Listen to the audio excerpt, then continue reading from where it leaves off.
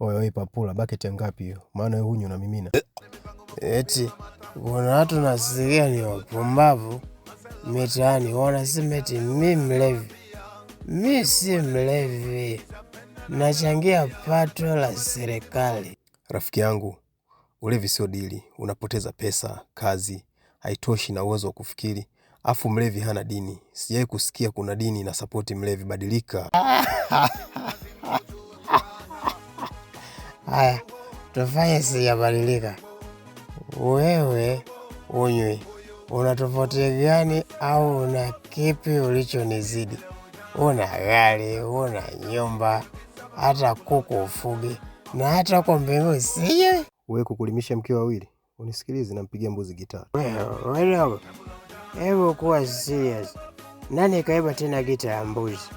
Alafu hivyo ulikuwa unaniambia unauza nyumba vile?